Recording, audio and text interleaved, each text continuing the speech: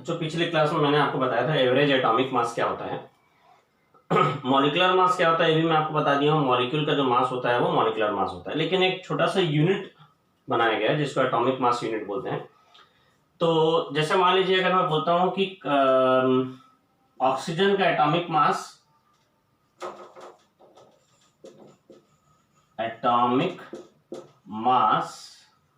Of oxygen है ना, ये जो है 16 AMU है। इसको कैसे डिफाइन करेंगे? इसका मतलब ये है कि ऑक्सीजन का जो एटॉमिक मास है वो कार्बन 12 के 12th पार्ट का 16 टाइम है। कार्बन 12 बोले तो वो कार्बन का वो आइसोटोप जिसका एटॉमिक मास 12 है, ठीक है। तो 12 का 12th पार्ट मतलब कितना हो गया? एक कार्बन का एटॉमिक मास कितना है? 12 AMU। तो इसके 12th पार्ट मतलब कितना हो गया? 1 AMU हो गया। कार्बन 12 के 12th पार्ट मतलब 1 AMU। तो कार्बन 12 के 12th पार्ट का मतलब 1 AMU का 16 टाइम है, ठीक है। तो यदि किसी का एटम का एटॉमिक मास 16 AMU है, इसका मतलब ये कार्बन 12 के 12th पार्ट का 16 टाइम है। वही चीज मॉलिक्यूल के लिए भी, यदि किसी मॉलिक्यूल का मॉलिक्यूलर मास 180 AMU आया, इसका मतलब ये हुआ कि इसका मान लीजिए ये ग्लूकोज है ना, C6H12O6, इसका आप निकालेंगे तो 180 AMU आता है। तो इसका मॉलिक्यूलर मास 180 AMU है। इसका मतलब ये है कि इसका मॉलिक्यूलर मास कार्बन 12 के 12th पार्ट का 180 टाइम्स है। ये डेफिनेशन वाली बात हो रही। अब कार्बन 12 ही क्यों लिए और कोई नहीं लिए? पहले एक्चुअल में हाइड्रोजन को लिया जाता था, तो हाइड्रोजन का एटॉमिक मास ना इतना आया, ठीक, जो एग्जैक्टली 1 AMU नहीं था। और कार्बन का जो एटॉमिक मास है, कार्बन के एक पर्टिकुलर आइसोटोप का, जो पिछले क्लास में आपको बताया था कि कार्बन के 3 आइसोटोप लिया था, एक में कार्बन का एटॉमिक मास 12 था, एक में 13 था, एक में 14 था। तो जो कार्बन 12 वाला है ना, उसका एटॉमिक मास एग्जैक्टली 12 AMU है। तो इससे बेहतर ये माना गया कि एग्जैक्टली 12 AMU, कि इसका 12th पार्ट बोलना ज्यादा बेटर है हाइड्रोजन की तुलना में। नहीं तो पहले क्या बोलते थे, यदि किसी का एटॉमिक मास 16 AMU है, मतलब हाइड्रोजन के एटॉमिक मास का 16 टाइम, इसका मॉलिक्यूलर मास 180, तो हाइड्रोजन के एटॉमिक मास का 180, पर एग्जैक्टली ये नहीं हो पाता था, तो इसलिए अब इसको हटा दिया गया। अब कार्बन को इसलिए लिया गया क्योंकि कार्बन के जो एक आइसोटोप है जिसको अपन कार्बन 12 बोलते हैं, उसका एटॉमिक मास एग्जैक्टली 12 AMU है। तो 12 AMU का 12th पार्ट मतलब 1 AMU, इसलिए हम लोग बोलते हैं कि इसका मॉलिक्यूलर मास कार्बन 12 के 12th पार्ट का 180 टाइम्स है। कार्बन 12 के 12th पार्ट मतलब 1 AMU। तो इसका मॉलिक्यूलर मास कार्बन 12 के 12th पार्ट का 180 टाइम्स है, और इसका एटॉमिक मास कार्बन 12 के 12th पार्ट का 16 टाइम्स है। और देखिए, मान लीजिए अगर किसी का मास 23 AMU आया, जो कि सोडियम होता है, तो बोलेंगे कार्बन 12 के 12th पार्ट का 23 टाइम्स है। कार्बन 12 के 12th पार्ट का 23 टाइम्स। इस तरीके से एटॉमिक मास को लिखा जाता है। एक इंपॉर्टेंट रिलेशन है जो अगले टॉपिक में हमको जानने के लिए मिलेगा, वो हम लोग समझ जाए, वेपर डेंसिटी क्या होती है। एक रिलेशन होता है molecular mass is equal to 2 into vapour density. ये डिराइव करने के लिए स्कूल में पूछा जा सकता है ना, ठीक है, ये डिराइव करने के लिए पूछा जा सकता है। तो क्या होता है देखिए, vapour density is equal to होता है density of a gas divided by density of hydrogen gas. तो हाइड्रोजन गैस के साथ कंपेयर करते हैं तो इनका जो रेशियो आता है वो वेपर डेंसिटी कहलाता है। डेंसिटी का मतलब होता है मास अपॉन वॉल्यूम। तो यहां पर हम लोग ले लेते हैं, मान लीजिए mass of certain volume of gas,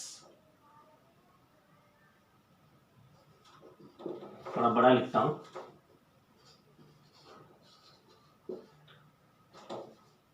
mass of certain volume of gas at given या एक पर्टिकुलर टेम्परेचर जो भी रहेगा, given temperature and pressure,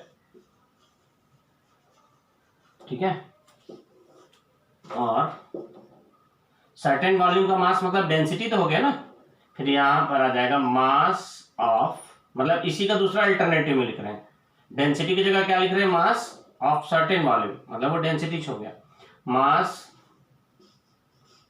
of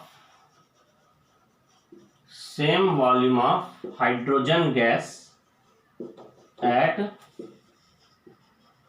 same temperature and pressure. ठीक है, अब यहां पर आप लगाएंगे एवोगैड्रोस लॉ। ये एवोगैड्रोस लॉ का एप्लीकेशन है। इसकी मदद से क्या कर सकते हैं, अब मान लीजिए सर्टेन वॉल्यूम है, मान लीजिए वॉल्यूम 22.4 लीटर है, तो यदि 22.4 लीटर में इस गैस के 1 मोल आएंगे तो इसका भी तो 1 मोल आता है ना। यही तो एवोगैड्रोस लॉ है कि यदि टेम्परेचर और प्रेशर सेम रहे तो सेम वॉल्यूम में सेम नंबर ऑफ मॉलिक्यूल्स आएंगे। मान लीजिए कि कोई एक पर्टिकुलर टेम्परेचर है, मान लीजिए टेम्परेचर 298 केल्विन है टेम्परेचर, और प्रेशर है 1 atm, मान लीजिए की बात। ठीक है, तो 1 atm प्रेशर है दोनों गैस के लिए, 298 केल्विन टेम्परेचर है। तो मान लीजिए की बात है कि 10 लीटर आप गैस लियो, तो अगर 10 लीटर आप ये गैस लिए तो 10 लीटर आप क्या लेंगे, हाइड्रोजन लेंगे। तो ये बोला गया कि यदि टेम्परेचर और प्रेशर दोनों के लिए सेम लिखा जाए तो सेम वॉल्यूम में नंबर ऑफ मॉलिक्यूल्स भी सेम आएंगे कि नहीं। तो मान लीजिए इसके n मॉलिक्यूल्स आ रहे थे, इसके भी कितने आएंगे, n मॉलिक्यूल्स आएंगे, है ना। तो मास ऑफ सर्टेन वॉल्यूम, तो उसको मास ऑफ सर्टेन वॉल्यूम की जगह लिख लेते हैं mass of n molecules. n molecules क्यों लिख रहे हैं, क्योंकि हम ये मान रहे हैं कि जो वॉल्यूम हम ले रहे हैं उसमें अगर इस गैस के n नंबर ऑफ मॉलिक्यूल्स आ रहे हैं, मतलब इसके भी कितने आएंगे। अगर टेम्परेचर और प्रेशर सेम रखा जाए तो सेम वॉल्यूम में सेम नंबर ऑफ मॉलिक्यूल्स आएंगे। ठीक, तो अगर आप इसका 10 लीटर ले रहे हैं तो इसका भी क्या लेंगे, 10 ही लीटर लेंगे। ठीक है, मान लीजिए इसके 10 लीटर में n मॉलिक्यूल्स आ रहे हैं तो इसके भी 10 लीटर में n मॉलिक्यूल आ रहे हैं। ठीक है, तो वो सर्टेन वॉल्यूम 10 था, उसमें कितने मॉलिक्यूल्स आ रहे हैं, n। ठीक, एक मॉलिक्यूल का मास मान लीजिए कैपिटल M है, तो n मॉलिक्यूल का मास क्या हो जाएगा, मतलब इसी क्या लिख सकते हैं, mass of n number of molecules. चूंकि गिवन वॉल्यूम में गैस के n मॉलिक्यूल्स आ रहे हैं तो टेम्परेचर और प्रेशर सेम है, तो सेम वॉल्यूम में सेम नंबर ऑफ मॉलिक्यूल्स आएंगे। तो अगर गैस के इतने मॉलिक्यूल्स आ रहे हैं मतलब हाइड्रोजन के भी इतने में मॉलिक्यूल्स आएंगे, mass of n number of molecules of hydrogen. अच्छा, अब देखिए, मान लीजिए कोई गैस है उसका मॉलिक्यूलर मास 60 है और हाइड्रोजन का मास 10 है, तो ये 60/10 गैस का क्या हो गया, मास का रेशियो हो गया। अब इसको मैं 1:1 का लूंगा तो भी रेशियो 6:1 आएगा। इसको मैं 50 ले लूं, मतलब इसके 50 मॉलिक्यूल इसके 50 मॉलिक्यूल का रेशियो निकालूंगा तो भी 61 आएगा।